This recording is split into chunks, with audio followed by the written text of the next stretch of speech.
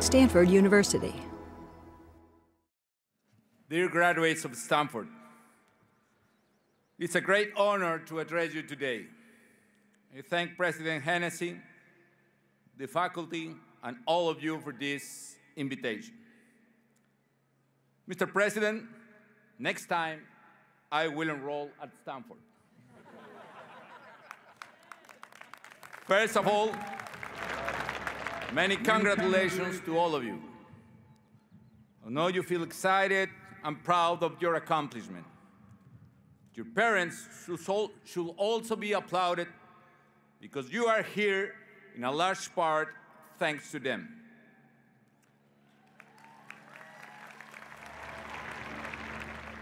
I know there are many Mexican and Mexican-American students graduating today. So let me say to them and to all Latinos, felicidades, estamos muy orgullosos de ustedes.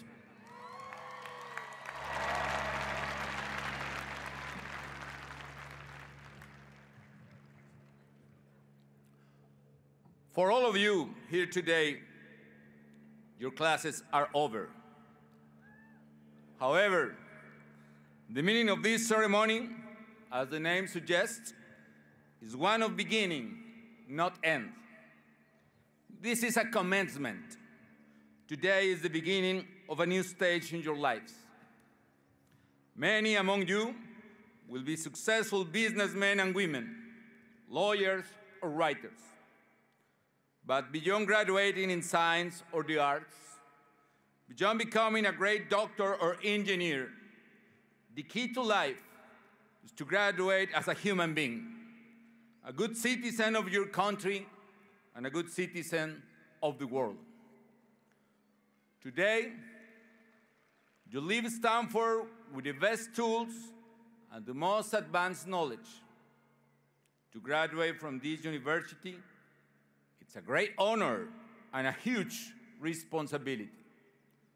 What does it mean to have such a distinguished privilege? It means that you have the opportunity to serve others and to become an agent for the kind of positive change this world needs, with the talent and courage to act and to do what so many had said was impossible. This is the question you must ask yourself right now. Do you want to be just another person who goes through life without making your mark?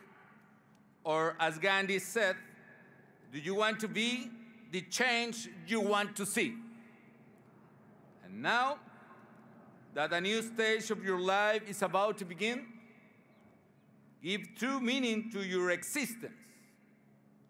Find the reason why you are here now, in 2011, on this beautiful planet. Embrace your ideals and fight for them with all your heart.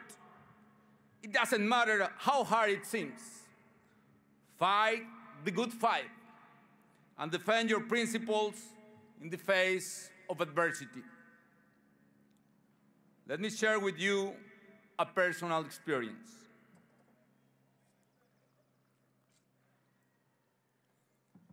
When I was your age, Mexico still had an autocratic regime.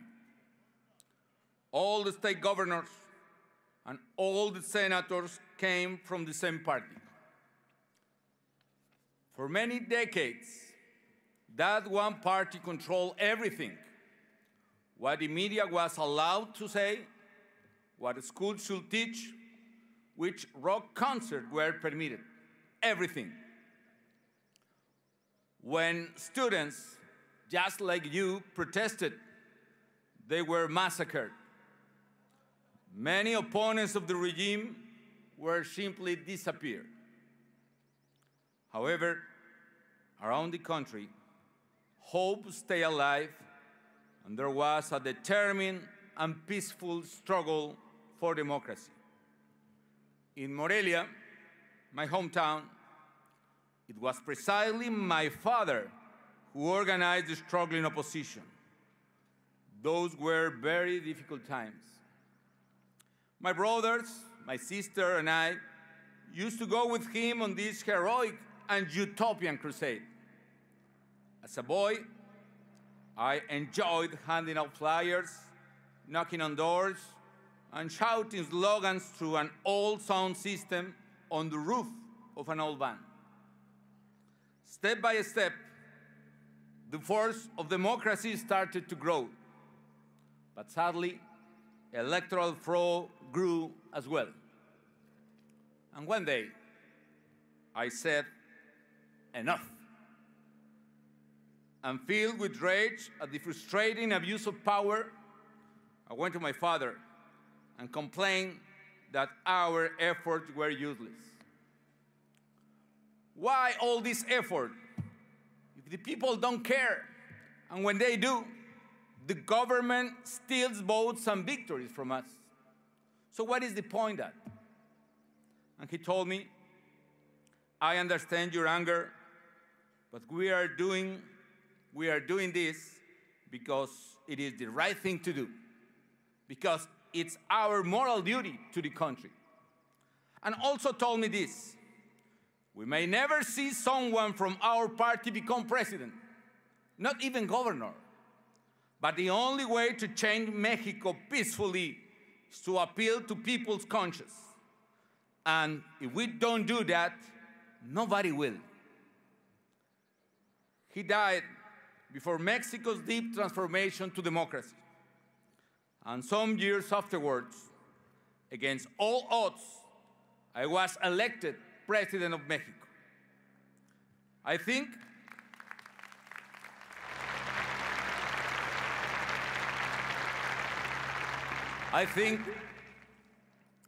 I never thanked him enough for his advice. And because I cannot tell him personally, I'm telling you instead. You must never, ever stop defending your ideas and dreams. Believe and fight for something you can bequeath to those who come behind you.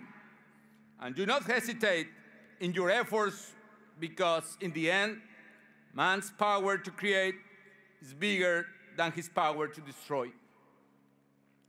You have to give meaning to your life.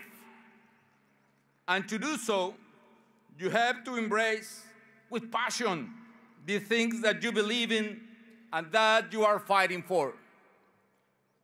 Be sure of your principles and never, never give up on them. The world is waiting for you.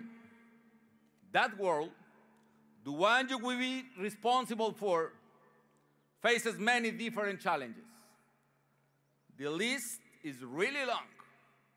Climate change, human rights protection, migration of people looking for opportunities and contributing to the prosperity of other societies, poverty, terrorism, pandemics, economic crisis and unemployment, organized crime, and illegal drugs market, combined with the insatiable greed behind the business of guns and weapons that cost too many young lives in my country and around the world.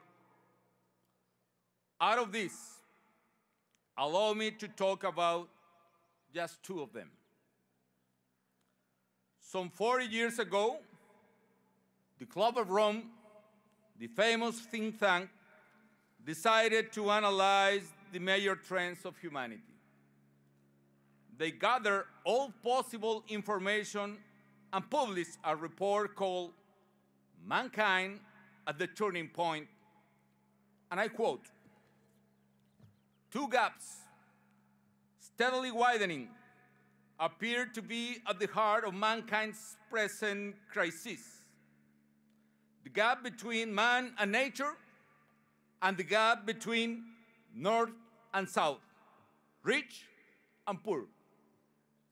Both gaps must be narrow if world-shattering catastrophes are to be avoided." Today, those two challenges are still there, and they constitute a serious threat. Poverty has risen. More than 1 billion people live on less than $1 a day.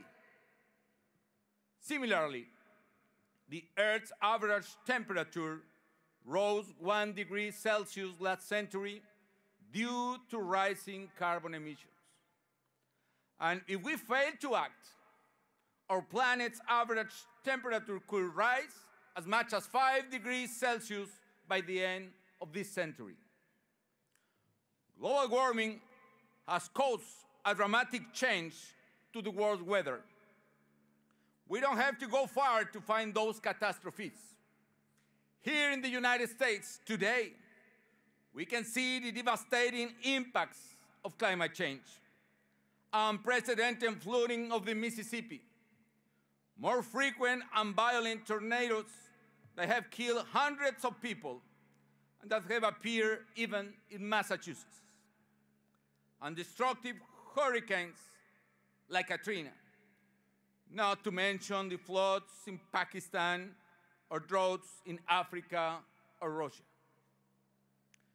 We knew about this 40 years ago, and it was only grown worse ever since. What has prevented us from closing these gaps?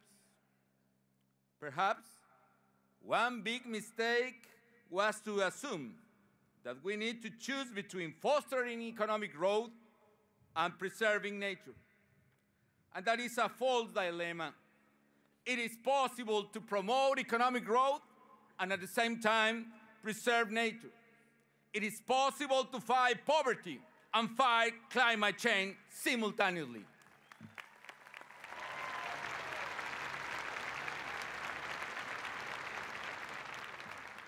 And this false dilemma must be debunked with the tools of science and with all the knowledge and wisdom we have at our disposal.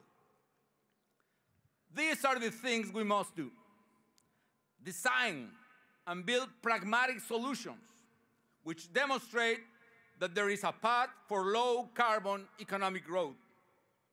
I am positive that both gaps must and can be closed at the same time. Find practical solutions here in Stanford to reduce poverty and mitigate climate change at the same time.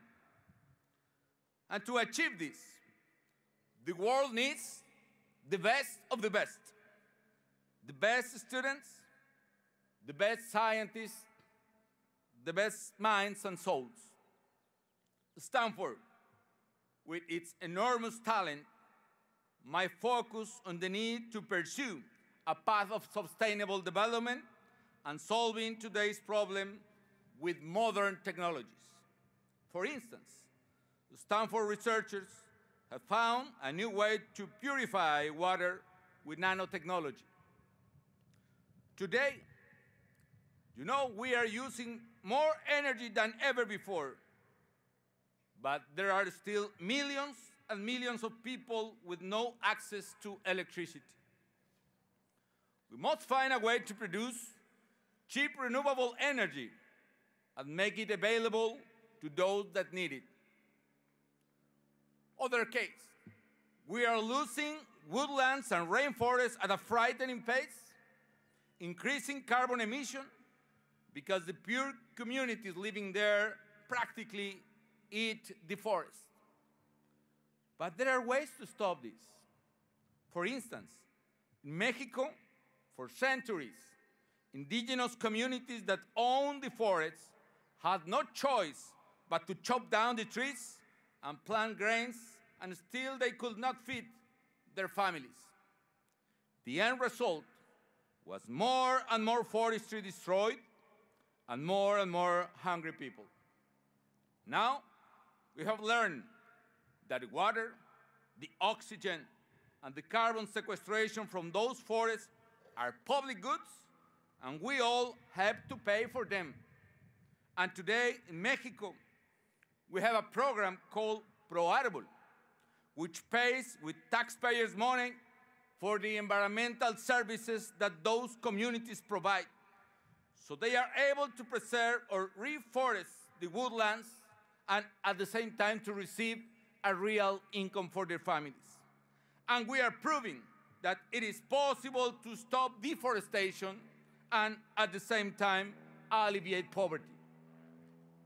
With all your learning, I'm sure that, for instance, you can design solutions and public policies to prevent deforestation and soil degradations, and by doing so, you will be solving more than 20% of global carbon emissions.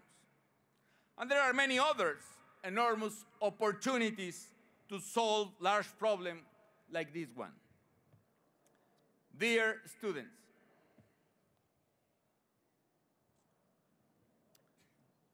you have come a long way, but there are new and more relevant horizons ahead. One last piece of advice: enjoy life. Seek happiness actively. That is the essence of being alive. Find the meaning of your existence. Fill your life with that meaning and enjoy every moment. Think of the goals you want to reach, but above all, enjoy and live the beautiful journey, as the poem Ithaca by the Greek Cavafis says. As you set out for Ithaca, hope your road is a long one, full of adventure, full of discovery. You will enter Port Sim for the first time, shop at Phoenician markets, and purchase fine merchandise. Always keep Ithaca in your mind, but do not hurry the voyage at all. It is better to let it last for many years and to anchor at the island when you are old. Ithaca has given you the beautiful voyage. And if you find her poor, Ithaca has not deceived you. Wise as you have become, with so much experience, you must already have understood what Ithacas mean. Dear graduates, don't be afraid of sailing against the wind and avoiding the wave of mediocrity that paralyzes the best causes. Today, your beautiful journey has started. Enjoy it. And many years from now, when you remember this beautiful moment, wise and full of experience, I hope you find the happiness that comes from being congruent with the values you believe in and to live according to your ideals, like today, when college ends and a new life begins. Thank you very much, and congratulations, class of 2011.